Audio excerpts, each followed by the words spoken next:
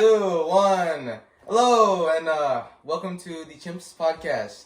Today we have Eddie right here, or we have Tanner, which is over here, and we have Michael, which is also over there.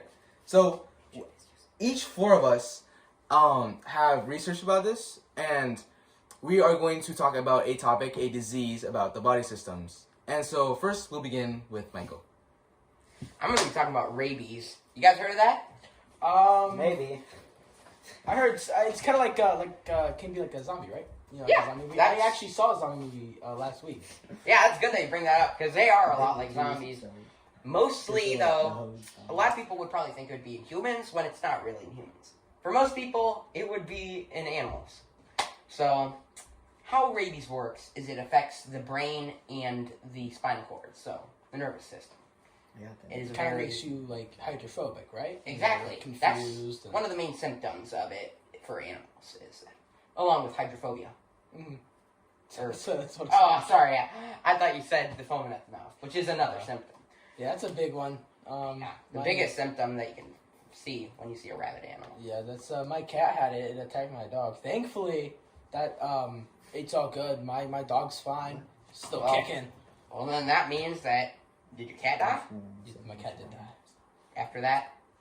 Are you sure it was rabies? I don't Because know. rabies is 100% fatal, and if you spread it to your dog, then It was a your dog- scratch. I'm not really sure, but he kicked the bucket. So. You messed it all up. You said my cat died, and that's not how it was supposed to go. It was supposed to say no, so I could say, yeah, well, you. That's fine, just keep going. Oh my god, It's sorry. okay, No, bro. it We doesn't can cut it. matter. We can cut it. Yes. Anyway, so say about your cat not dying. It didn't die, so Then your cat did not have rabies. Rabies does affect only mammals. so kind of like me and you, right? Yeah. So any mammals can be affected. You know, your raccoons, cougars, foxes, all those, and sadly, your dogs could be affected. It's most And- unfortunate. Yes. So rabies in animals is about 100% fatal if it is spread to an animal without the vaccination. Mm-hmm. If your dog does get a vaccination, then it most likely will not contract rabies. But mostly rabies is in animals, and that's how we do have it spread to us, is through bites of the animal, open cuts, scratches, Yeah. more uncommon for those, but mostly bites. And it's spread through the saliva. That's why there's a lot of foaming of the mouth. Hey, That's how hey, it's Michael, spread. dude, you know like another animal that reminds you of like rabies? What? I think this is Eddie's thing. Monkeys. I don't know if monkeys can get rabies, but I know Eddie's talking about monkeypox. So, Well, yes. well, why don't you tell me a bit about it? Since you already brought up monkeypox, actually, that's where the name derives from. So basically, some scientists were like in this lab in Congo, and they were just like experimenting on monkeys, and they found a strand in their DNA. And this was like all the way in 1958, but the first case where it was like actually spreading to humans, it was on a 9-month-old baby, which is crazy. 9 months? That's crazy. In Dude. Denmark, which is like so far away from where it's actually found. Poor dude. Yeah, that was in like 1970, so it's like it wasn't even that close. Yeah.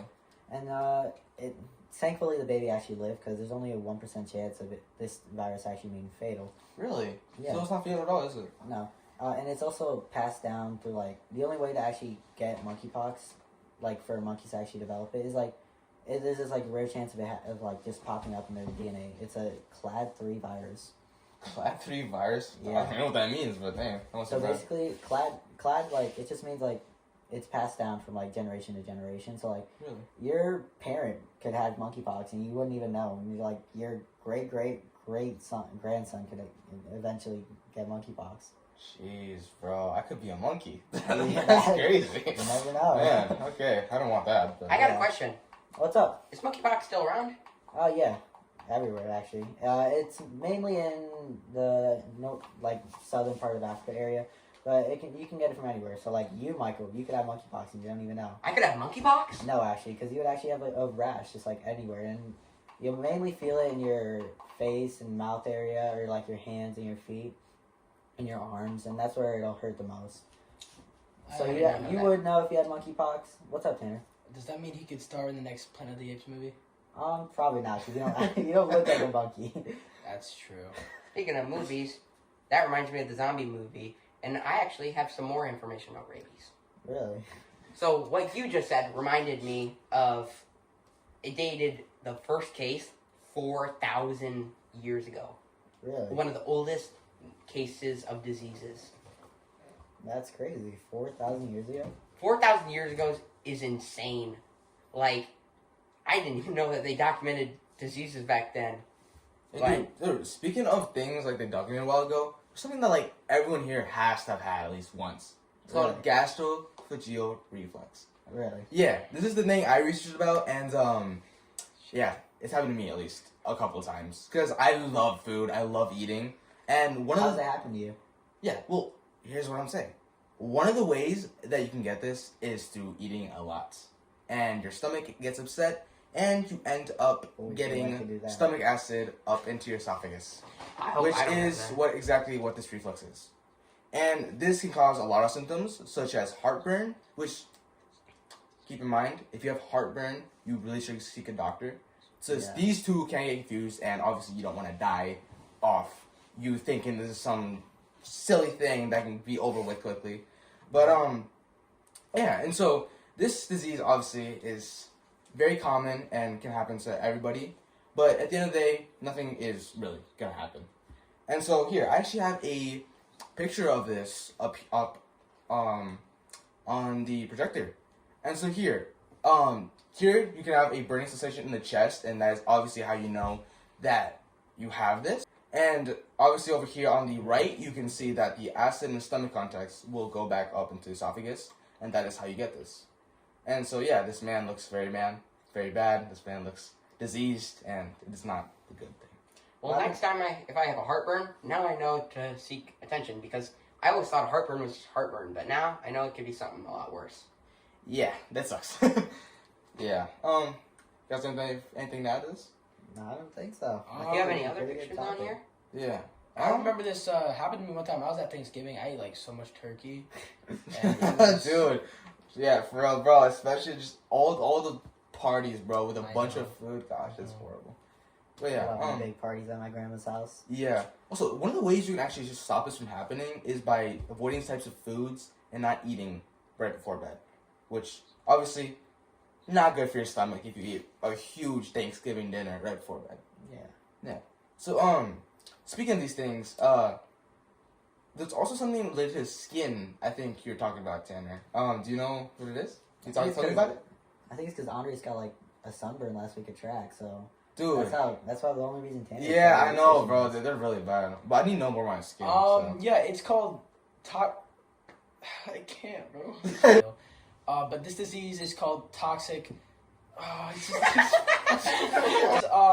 actually called toxic epidermal necrosis. And you are able to figure out if you have or not just by your skin peeling, but you could have blisters all over your skin, just raw spots. You don't even have to have blisters.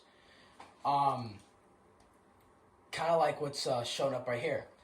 Maybe not like that, because your skin would be more peeled, you'd have blisters, but that would also allow salts and other liquids to get into your skin, causing infections. Yeah, that is really bad. I know, like I don't know if something's related to it, but like on my nail right here, I know the skin under it, like it turned black.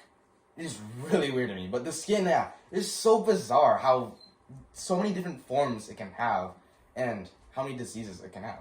So continue on what you're saying. Hey, if it shows scabs up there, does it mean if I have scabs, I could have what you're talking about? No.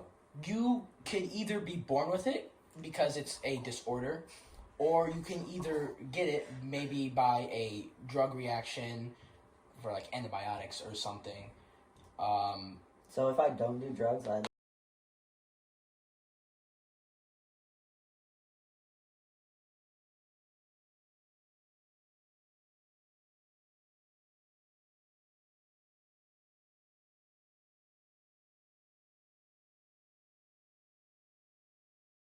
for telling me a lot about that. Thank you from Michael and Eddie for all coming out here and, helping with this podcast, which is very scuffed, very bad. I'm not gonna lie to you, we have had to take a couple of takes and cut a couple stuff out. Not been my fault. Yeah. But it's a difficult name. yeah. Ended up, we all did good, and we all talked about our stuff, and I'm proud of all of you. And so with that, Thank you. Hopefully our chimpanzee podcast does not get monkeypox. I want to That's a very see good point. Michael star in the next movie of the apes. yeah, you would make a very good ape, Michael. Yeah. Do your ape noise. See you And with that, I think that's a very good place to end this. Thank you for coming on the Chimps podcast. See ya, chimps. Alright, that's good. That was That's a wrap. Now we can good. use that for the opening. That's a wrap, dude. Ow! Give me a kiss. Come here. No!